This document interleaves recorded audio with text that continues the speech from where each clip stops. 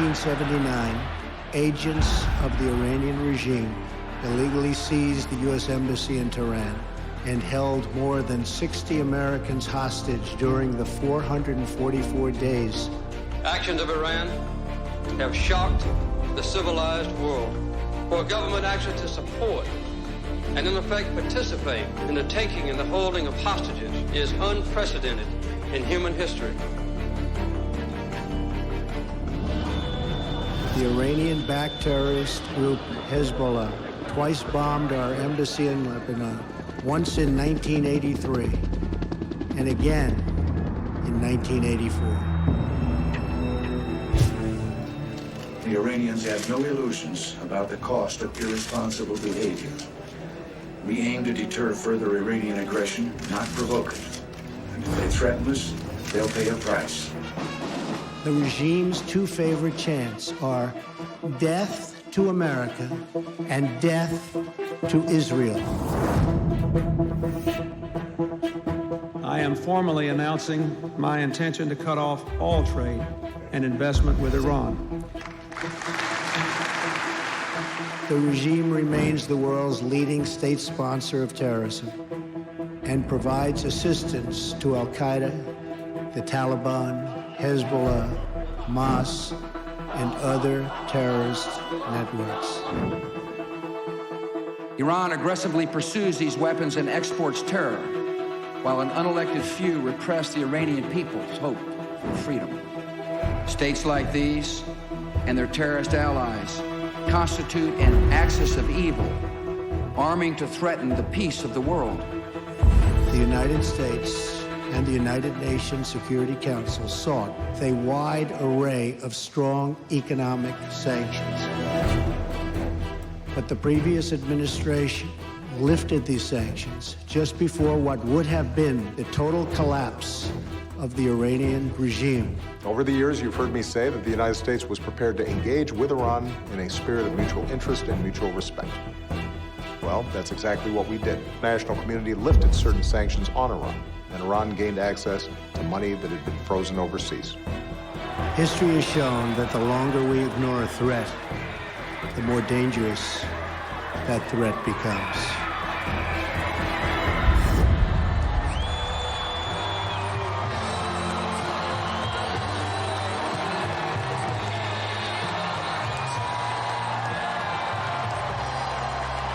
The United States no longer makes empty threats. When I make promises, I keep them.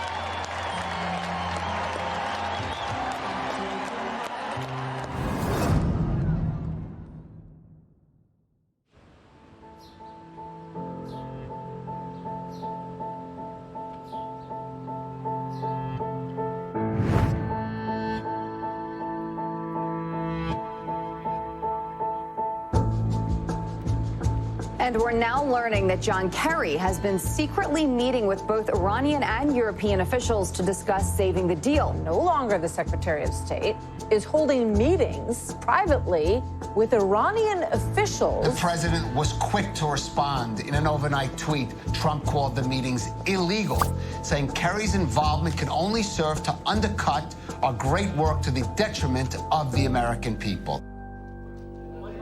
I'm wondering if you share the president's view that these meetings are illegal. This is a former Secretary of State engaged with the world's largest state sponsor of terror. And according to him, right, you don't have to take my word for it, these are his answers, he was talking to them. He was telling them to wait out this administration.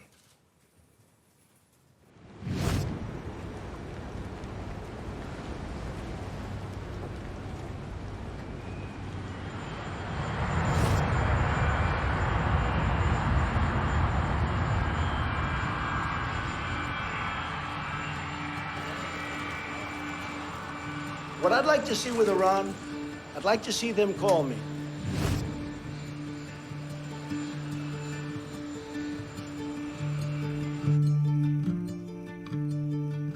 Seen escalation of tension between you and the Iranians. What is your exit plan, Mr. President? I would say there might be an escalation between us and the Iranians. I agree with They are threatening. By the way, they're treating us with much more respect right now than they did in the past.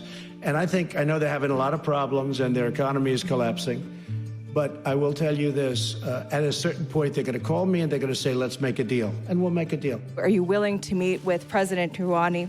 I'll meet with anybody. I believe in meeting. You meet. There's nothing wrong with meeting. Iran is a different country now than it was 3 or 4 months ago. I hope that they're going to come back and negotiate a real deal, because I'd love to be able to do that. We're prepared to engage in a conversation with no preconditions. We're ready to sit down with them. We've offered many carrots, as you say, that if Iran starts to behave like a normal nation and not like a revolutionary cause, we will lift all of our sanctions, all of them, which have been in place for 40 years. The president said, we look forward to a time in releasing sanctions if they're willing to negotiate. All I want is no nuclear weapons. We could have a deal with them very quickly if they want to do it. It's up to them.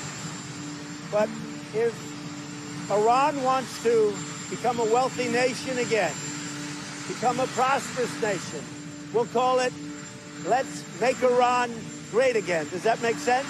Make Iran great again. It's okay with me. به نظر میاد آقای ترامپ بیشتر به دنبال این هست که طرف مقابل رو به تسلیم وادار بکنه. ولی معنیش بر این نیست که نمیشه مذاکره بین دولت آقای ترامپ و جمهوری اسلامی صورت بگیره. Negotiation with the Islamic Republic is not a good option because it is not a legitimate government. What could lead to negotiations would be a few preconditions. The preconditions of the human rights of the Iranian people, the freedom of expression, the freedom of voting, the freedom of protest, and a national referendum through which the people of Iran can express to the world very clearly and freely who they view and what sort of system they view as their actual representatives.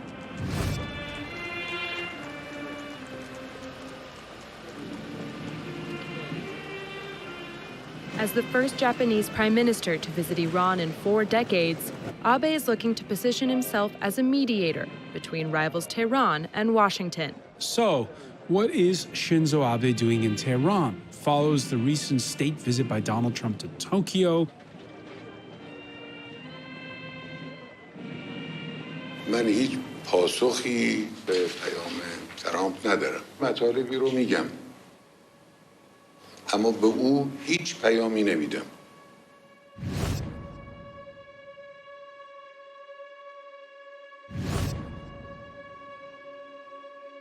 و اگر من بدانم به یک جلسه‌ای بروم با کسی ملاقات کنم که کشور من آباد میشه و مشکلات مردم حل میشه، من دریغ نخواهم کرد.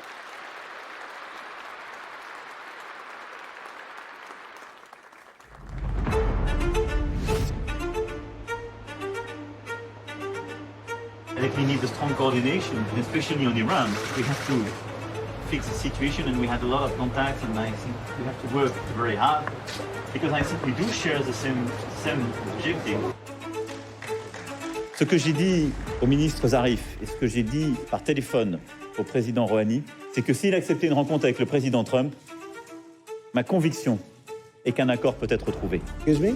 Would you agree to meet with Mr. Rouhani? If the circumstances were correct or the right, I would certainly agree to that.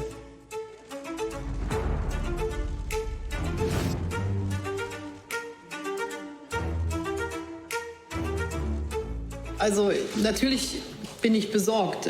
Man kann nicht ohne Sorge in diese Region im Augenblick schauen. Und deshalb setzen wir uns natürlich für eine diplomatische Lösung ein. Ich unterstütze das, was Emmanuel Macron auch versucht, hier immer wieder Gesprächskanäle herzustellen zwischen Iran und gegebenenfalls den Vereinigten Staaten von Amerika. We're not looking for regime change. You've seen how that works over the last 20 years. That hasn't been too good.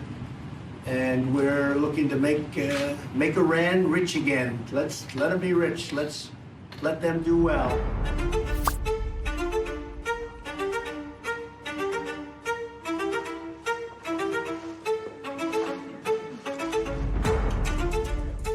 So last night, the president asked for Ambassador Bolton's resignation. As I understand it, it was received this morning. Is it now possible to see some less hawkish Iran policy, and does this open the path for the president to meet with Rouhani? I would say Secretary Pompeo and myself and the president are completely aligned. Now, the president has made clear he's happy to take a meeting with no preconditions, but we are maintaining the maximum pressure campaign.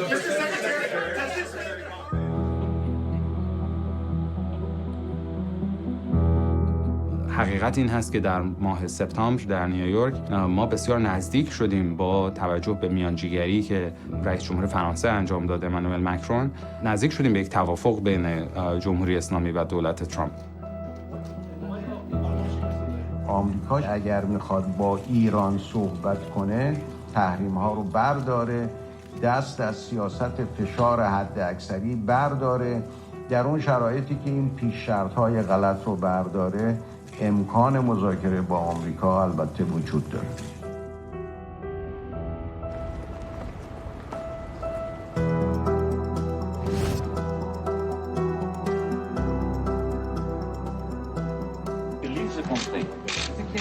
Without meeting with President Trump. اگر کشور رو ترک کنید بدون دیدن this is a lost opportunity. واقعا فرصت از دست رفته. Because he will not come back in a few months except if I don't know your project. چند ماه دیگه آقای روحانی برنمیگرده بیرون از این. And President Trump will not go to Tehran. و ترامپ هم که تهران نمیره. So they have to meet now. That's an idea. I think I agree with Emmanuel. You need to be on the side of the swimming pool and jump at the same time. I agree. Always. Take care. Good luck. Bye-bye. Bye-bye. Welcome to the United Nations, His Excellency Hassan Rouhani.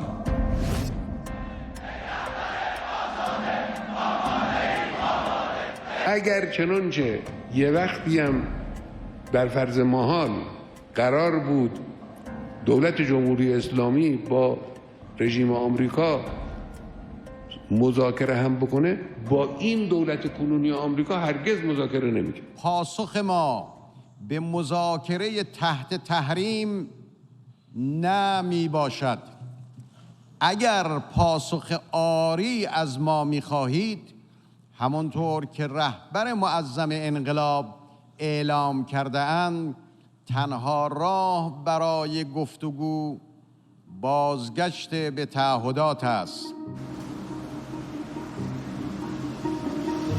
These are the highest sanctions ever imposed on a country. We've never done it to this level. I was honored to play a key role at the time during my service in the United States Senate on behalf of Senator Kirk, working on a bipartisan basis with several senators and their staff to find ways to increase the pressure on Iran, to force the regime to give up its nuclear ambitions, to give up its sponsorship of terrorism, to act like a normal nation. At the time, we were looking to increase the pressure tremendously. The central bank sanctions were a very big step in that pressure. Disconnecting Iranian banks from SWIFT was another very big step in that pressure. Right now, they face demands that call for fundamental behavioral change, and we hope that that happens. At hospitals and pharmacies in Tehran, the sanctions are starting to kick in.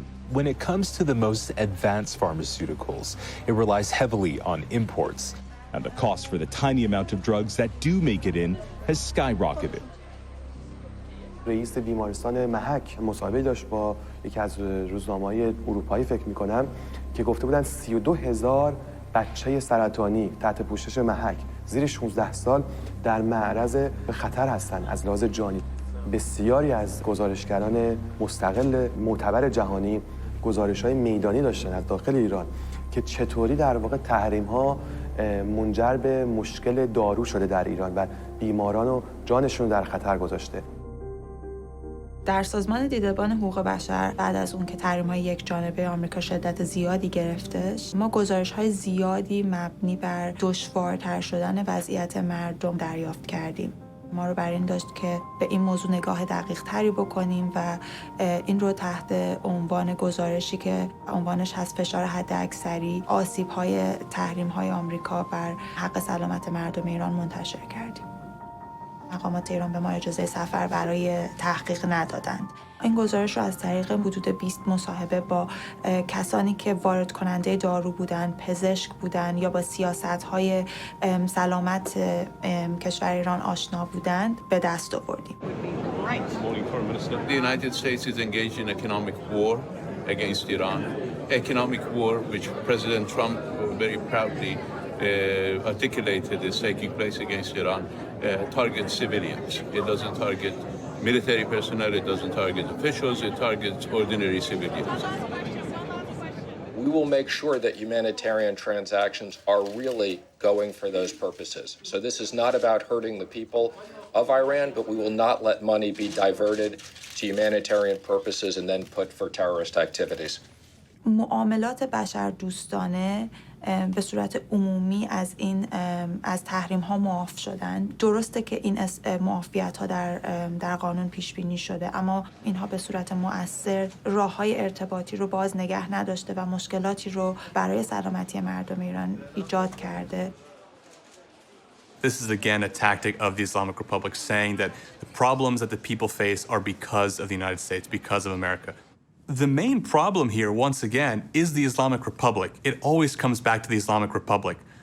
Many of the medicine companies, many of the pharmaceutical companies in Iran, one way or another, are connected to the Islamic Republic.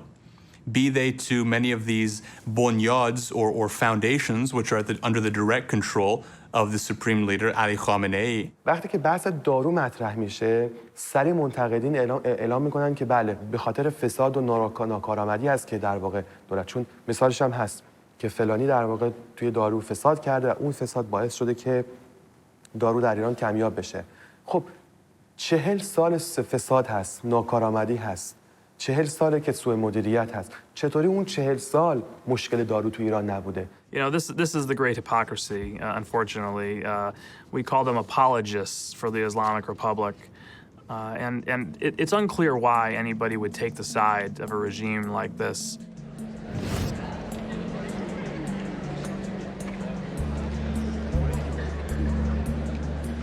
Plaisir d'annoncer la création d'Instex, instrument de soutien aux échanges commerciaux, basé à Paris avec un actionnariat de nos 3 États.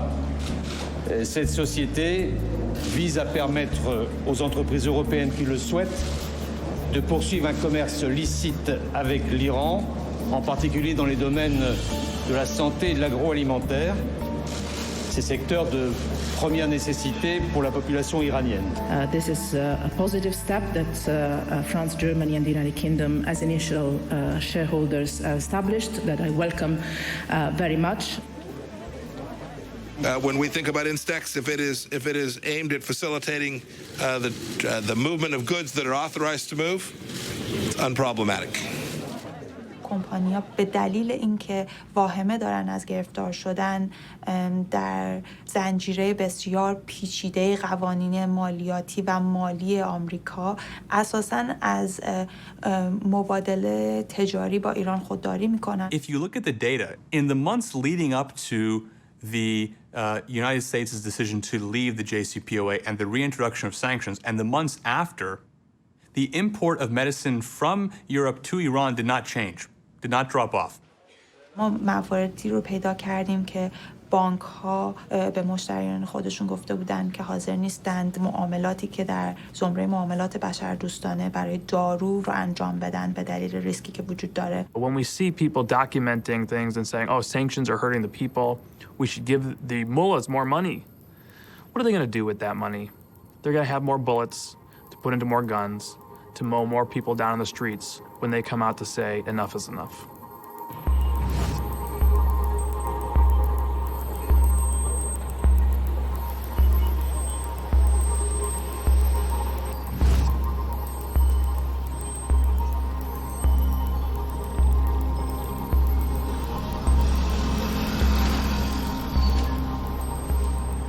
ریال می‌بینید که ارزش خیلی پایین اومده، یه استرسی تو مردم به وجود اومده که دیگه حالا هر چی که مبلغ به ریال داخل خونه دارن میان تبدیل کنن به ارزهای خارجی.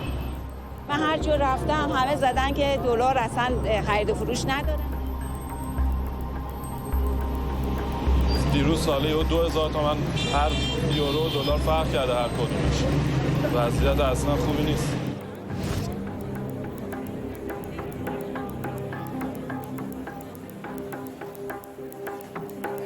خیلی قیمتش زیاد شده. یعنی من الان هر چیزی که میخوام بخرم، حتی یه لباس هم میخوام بخرم، قیمتش با دیروز تفاوت داره. مشکلات اقتصادی که در ایران وجود داره مقدار زیادیش برمیگرده به سیاست‌های اشتباهی که دولت جمهوری اسلامی پیاده کرده، فسادی که در ایران وجود داره و از اون طرف نمیشه بدون شک رد کرد نقشی رو که تحریم‌ها داشتن بر وضعیت اقتصادی ایران. It might push Iran in a direction that is actually much worse than the one that we are seeing, a much more dangerous regime, much more repressive domestically. Even the little bit of opening that had existed may close completely in Iran. And also it can crush the country's economy. We have to look at what happened to Iraq after years and years of sanctions. Its middle class completely disappeared. Before US sanctions were implemented in Iraq had the highest percentage of engineers per capita of the Arab world. When the United States arrived in Iraq as an occupying force, there was none of that left. It has the lowest infant mortality in Iraq before sanctions. It had the highest infant mortality in Iraq when the US arrived. It's not the United States that goes around arresting lawyers, teachers, the heads of unions, the heads of other groups. The Islamic Republic does that. The Islamic Republic is what has caused the weakening of civil society and the middle class in Iran. Most interestingly, the Iranian people are the ones who answer them. When they're protesting in the streets, one of the most common protest chants that you will hear is "Dushman ma haminjas, durugh migan Amrikas." Our enemy is right here. They lie when they say it's America. سوالی که به نظر من مقامات آمریکا باید از خودشون بپرسن این هست که یک ایرانی که بسیار تضعیف شده هست، مردمش دچار فقر بسیار عمده هستند، آیا ایرانی هست که در فردای رهبری آیت الله خامنه‌ای میتونه به سمت بهتری پیش بره، گذار بکنه به یک ایران مدرن‌تر و ملایم‌تر، یا ایرانی که به هر حال مرفه‌تر هست و با غرب هم رابطه بیشتری داره؟ These, as they're called in Persian, آقازاده‌ها, or well-connected individuals, used to buy beautiful homes in the north of Tehran, beautiful homes in the south of France, in London, in Paris, in Toronto. So the Islamic Republic has money, but they don't have money to feed people. It's because the Iranian people are not their priority. This is an anti-Iranian, un-Iranian, and Iranian-hating regime.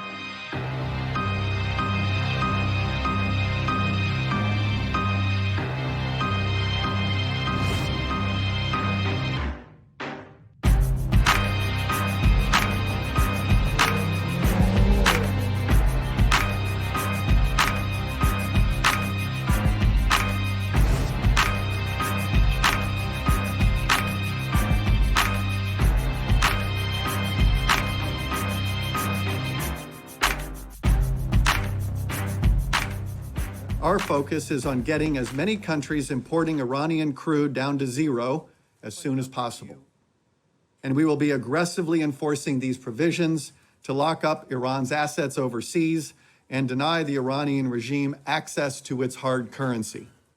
The minute President Trump decided to end the exceptions in our sanctions to oil exports and to target all Iranian oil exports, to drive Iranian oil exports to zero, was a massive escalation in the pressure campaign. That meant that the number one source of revenue for the government was going to disappear. They've had to take at least one major step right now, and that was in the form of removing some of the gasoline subsidies. شرکت ملی پخش فرآورده‌های نفتی ایران به اطلاع عموم هموطنان عزیز می‌رساند که بر اساس مصوبه شورای عالی هماهنگی اقتصادی سران محترم سه قوه از ساعت 0 امروز جمعه مصرف بنزین برای همه وسایل نقلیه سهمیه بندی شد. قیمت بنزین معمولی سهمیه‌ای هر لیتر 1500 تومان و قیمت بنزین معمولی غیر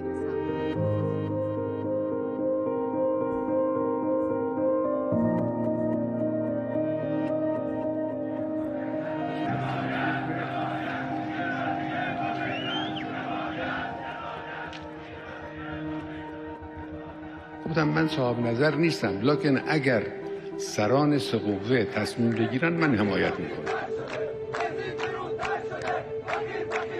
خب منم مثل شما صبح جمعه دیدم قیمت تغییر کرد.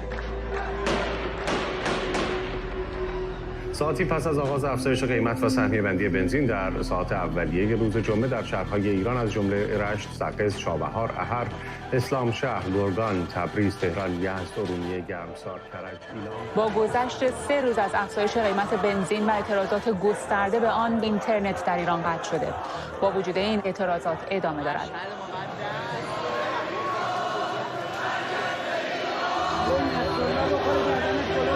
از هر زمانی بیشتر امروز یک صدایی و یک پارچگی عامل و رمز اصلی پیروزی مردم هست و خواهد بود.